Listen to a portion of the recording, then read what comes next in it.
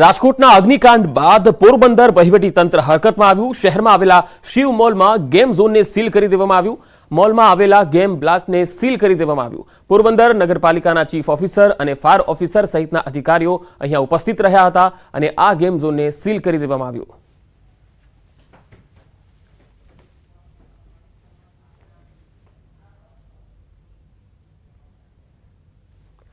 તો રાજકોટમાં ભયાનક અગ્નિકાંડ બાદ રાજ્યમાં તમામ શહેરના ગેમ ઝોનમાં પ્રશાસન ફાયર સેફટીને ચેકિંગ કરી રહ્યું છે। ત્યારે જૂનાગઢમાં પણ તંત્રની ઘોર બેદરકારી છતી થઈ। જૂનાગઢના રોયલ ગેમ ઝોનમાં પણ પ્રશાસને ફાયર સેફટીની કોઈ સુવિધા ન હોવાનું સામે આવ્યું છે। છેલ્લા કેટલાય સમયથી ફાયર એનઓસી વગર અહીંયા આ પ્રકારનું ગેમ ઝોન ધમધમી રહ્યું હતું। હાલ સૂરજ મલ્ટીપ્લેક્સમાં આવેલ રોયલ ગેમ ઝોન પર નોટિસ લગાવીને સીલ કરી દેવાયું છે।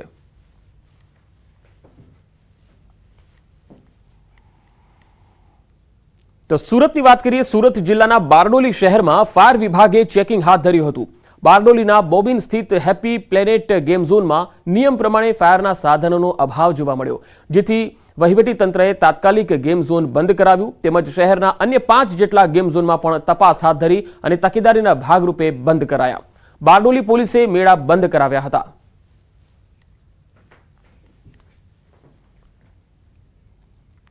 રાજકોટમાં ગેમ ઝોનમાં થયેલા આગ કાંડે સુરતનો તક્ષશિલા અગ્નિકાંડની યાદ તાજી કરાવી દીધી। રાજકોટ જેવી જ ઘટના સુરતમાં 5 વર્ષ પહેલા બની હતી। ટ્યુશન ક્લાસીસમાં લાગેલી આગ અનેક માસૂમોને ભરખી ગઈ હતી, જેમાં પોતાના વહાલ સોયાને ગુમાવનાર પરિવારજનો આજે પણ એ આઘાતમાંથી બહાર નથી આવી શક્યા। ન્યૂઝ 18 ગુજરાતી સાથેની વાતચીતમાં પરિવારજનોએ પોતાની આપવીતી જણાવી। ભોગ બનનાર પરિવારજનોનું કહેવું છે કે આજે પણ તેમને ઊંઘ નથી આવતી। દીકરીના છેલ્લા શબ્દો આજે પણ પિતાના કાનમાં ગૂંજી રહ્યા છે। તંત્ર સામે આ પરિવારોમાં ભારે નારાજગી છે। 5 વર્ષના સમયગાળામાં સ્થળ બદલાયા, નામ બદલાયા, સિસ્ટમ ત્યાં ને ત્યાં રહી। શહેર બદલાણા, ટાઈમ બદલાણો, તારીખ બદલાણી, ન બદલાણું તો સિસ્ટમ। એના હિસાબે આજે આ રાજકોટમાં ભોગવવાનો જે વારો આવ્યો છે। હું તો ક્યાં સુધી કહું છું કે હજી જાગો, તંત્રને ઢંઢોળો। આ મારા ઘરે આજ આવી છે, કાલે તમારા ઘરે પણ આવી શકે છે। એક માણસ નથી જાતો। અમારા 22 છોકરા ગયા ને એની પાસે એક નથી। અમારા 22 પરિવારો તમે હજી હાલની તારીખે રાતે સુઈ નથી શકતા। એની પછી 4 દિવાળી ગઈ, મારા ઘરમાં દીવો નથી મેં પ્રગટાવ્યો। આ હાલત અમે જીવી છે અને એ હાલત હવે રાજકોટ વાળાની થાય।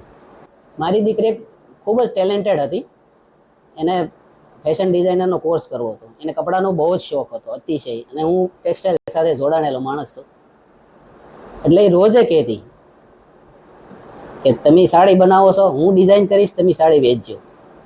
મારો એક કોર્સ એકવાર પૂરો થઈ જવા દો, એ આશાએ મેં એને ત્યાં મોકલી હતી। 24 તારીખે ત્યાં બનાવ બન્યો, એનો જીવ ગયો અને 25 તારીખે એનું રિઝલ્ટ આવ્યું 12માનું। કોલેજ તૈયાર હતી, બધું જ કમ્પ્લીટ કરી રાખ્યું હતું। એક સાથે મારે બીજો એક બાળક છે, એક સાથે બેને ભણાવી શકવાની કદાચ મારામાં તાકાત નહીં હોય તો એણે મારા જે બાળક છોકરો છે એને પોતાનું ભણવાનું છોડી દીધું હતું આને ભણાવવા માટે। કોની પાસે અમારે લેવા જવું? 5 વર્ષે જો ન્યાય નથી આપી શકતા, 15-20 વર્ષે તમે કદાચ ન્યાય આપશો તો અડધા તો આમાંથી સાક્ષીઓ નહીં હોય, જે પીડિત પરિવારો એમાંથી કદાચ નહીં હોય, અને આરોપીઓ પણ ઉપર ચાલ્યા જશે। તો તમે સજા કોને આપશો, ન્યાય કોને આપશો? તો તંત્રને મારે એક જ વિનંતી છે કે આ તક્ષશિલામાં જે ના થયું ને એવું આ રાજકોટની ઘટનામાં કરજો, અને એના જે પીડિત પરિવાર છે ને એને તાત્કાલિક ન્યાય આપજો, અને ફાસ્ટ કોર્ટ રચી ને કોઈ પણ આમાં છૂટવો ના જોઈએ। એની નમ્ર વિનંતી કરીએ છીએ કે આ ઘટનામાં પારદર્શી ન્યાય આપજો, અને માત્ર 4 કે 3.5 લાખ કે 3 લાખ લોકોને આપીને છૂટી નહીં જતા। 3 લાખ કે 4 લાખ કોઈ આ કિંમત નથી। લાખો રૂપિયા, કદાચ કરોડો રૂપિયા આપો ને, 4-5 કરોડ રૂપિયા આપો ને તો પણ કિંમત નહીં થાય। તો સુરતની તક્ષશિલા અગ્નિકાંડના પીડિત પરિવારો એકત્ર થયા. દુર્ઘટનાના 5 વર્ષ બાદ પણ પીડિત પરિવારને ન્યાય નથી મળ્યો. તક્ષશિલા અગ્નિકાંડમાં 22 બાળકોએ જીવ ગુમાવ્યા હતા. પરિવારજનો આજે પણ ન્યાય માટે ગુહાર લગાવે છે. રાજકોટમાં ગેમ ઝોનની દુર્ઘટના પર તક્ષશિલા કાંડના પીડિત પરિવારોએ પોતાની સંવેદનાઓ વ્યક્ત કરી. તક્ષશિલામાં અમને ન્યાય નથી મળ્યો. રાજકોટમાં બનેલી ઘટનામાં ન્યાય મળે તેવી આશા તેઓ સેવી રહ્યા છે. તમામ મૃતકોને શ્રદ્ધાંજલિ સાથે આ વખતે તંત્ર જાગે તેવી માંગ ઉઠી છે. દુઃખ અમને એનું પણ છે, કારણ કે અમે અમારું થયું હતું 24 તારીખે 5 વર્ષ પહેલા, ત્યારે અમને જે દુઃખ થયું હતું અમને પણ અત્યારે જોઈને એ દુઃખ થાય છે, કારણ કે તેમાં પણ ઘણા નાના નાના ભાઈ બહેનો હતા. એના પરિવાર ઉપર શું વીતતી હશે એ અમને ખબર છે.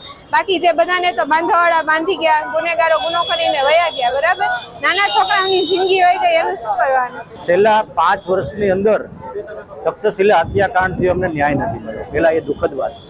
અને કાલે જે બનાવ બન્યો રાજકોટમાં, હું સૌપ્રથમ તો એમને શ્રદ્ધાંજલિ આપું. આવી ઘટનાઓ અવારનવાર બને છે, છતાં પણ અધિકારીઓ કે સરકારમાં બેઠેલા લોકોને કોઈને કોઈ ફરક પડતો નથી. એનું મોટું એક જ કારણ છે કે ભ્રષ્ટાચાર. જ્યાં બિલ્ડિંગ બને ત્યાં ભ્રષ્ટાચાર બને. આવી જ રૂપરેખા સાથે આગળ વધતી રહી છે. સર, સમાચારોનો પ્રવાહ લગાતાર જારી રહેશે. હાલ રોકાઈશું એક બ્રેક માટે.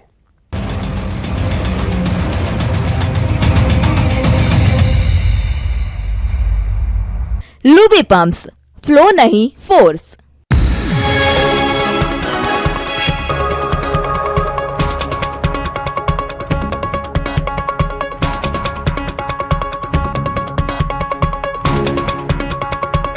लुबी पम्प्स, फ्लो नहीं फोर्स. ભગવાનની કરી પ્રાર્થના. રાજકોટ આગકાંડ બાદ ધોરાજીના કોંગ્રેસના પૂર્વ ધારાસભ્ય લલિત વસોયાનું નિવેદન. કહ્યું, ગુજરાતમાં અનેક દુર્ઘટનાઓ બની. દુર્ઘટના બાદ તંત્ર જવાબદારો સામે પગલાં લેવામાં નિષ્ફળ નીવડ્યું.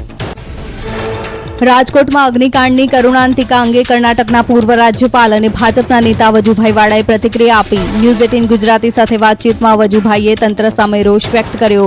કહ્યું, ફરિયાદમાં માત્ર સંચાલકો નહીં પરંતુ અધિકારીઓ સામે પણ પગલાં લેવાવા જોઈએ. વજુભાઈ વાળાના નિશાને મનપાના અધિકારીઓ આવ્યા. તેમણે કહ્યું કે સંલગ્ન વિભાગની રહેમ નજર હોય જ. તંત્રની મીઠી નજર નીચે જ આવી પ્રવૃત્તિઓ ચાલે છે અને મીઠી નજર માટે મીઠાશ મળતી હોય છે.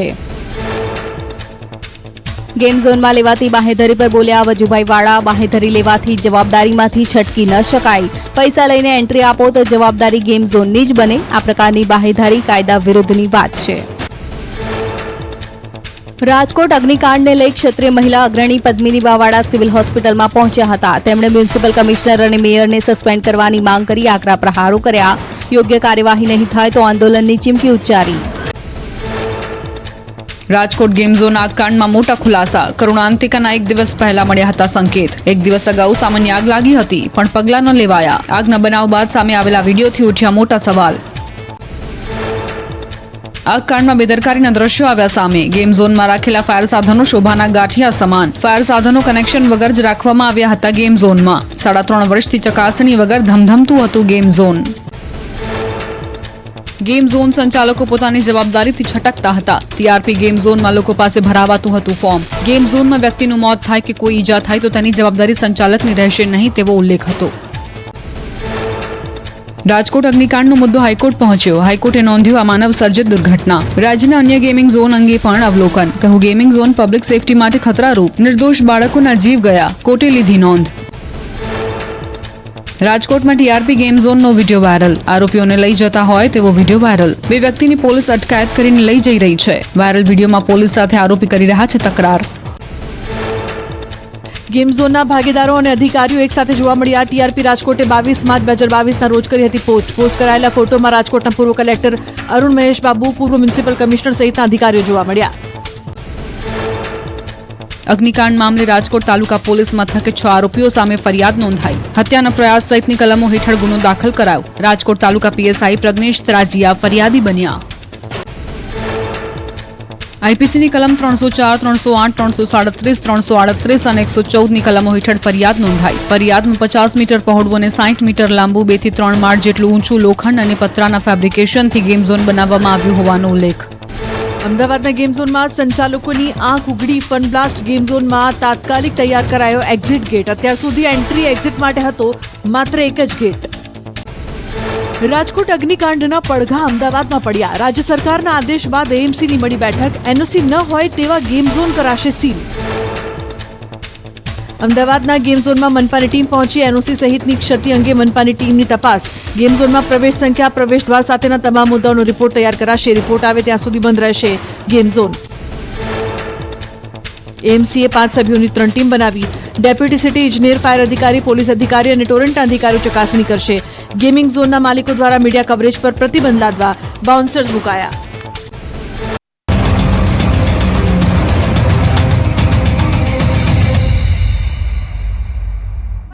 જે ડેડ બોડીઝ છે ને કોઈ આઈડેન્ટિફાઈ નથી થતા, એટલે આમાં કોઈ એવું લાગવગનું ને એવું તમે ના વિચારો. મેડમ એવું બોલો માં કે તમે એવું તો બોલો માં. સાંભળો તમે નહીં મેડમ ઉભા અત્યારે એના ભાઈ ને બેન જે હોય ને એના ભાઈ કોણ છે?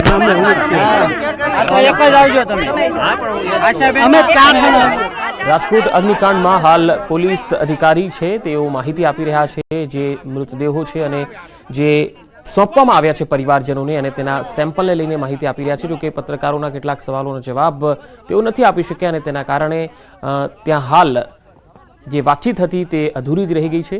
જો કે 3 દિવસથી અહીંયા પરિવારજનો પરેશાન છે કારણ કે સ્વજનોની ભાળ નથી મળી રહી. હવે ધીરજ ખોટી છે. હાલ જે ડીએનએના સેમ્પલ લેવામાં આવ્યા છે તે મેચ કરીને પરિવારજનોને મૃતદેહ સોંપાઈ રહ્યા છે.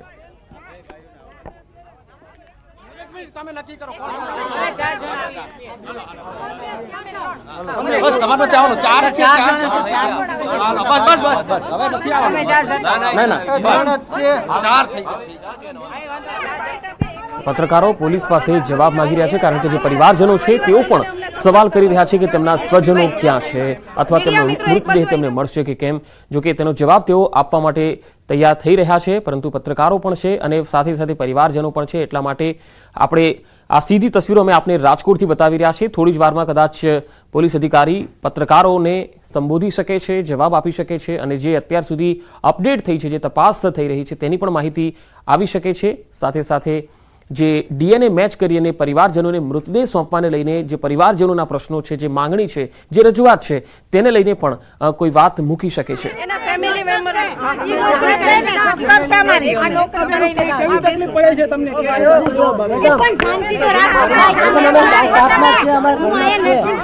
તમે એક જાઓ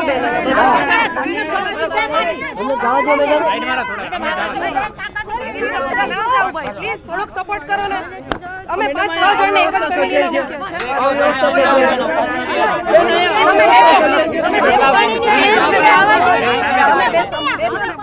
તો સીધી તસવીરો આપને બતાવી રહ્યા છે રાજકોટથી, જ્યાં પરિવારજનો પોતાના સ્વજનોની ભાળ ન મળવાના કારણે હાલ આક્રોશિત દેખાઈ રહ્યા છે.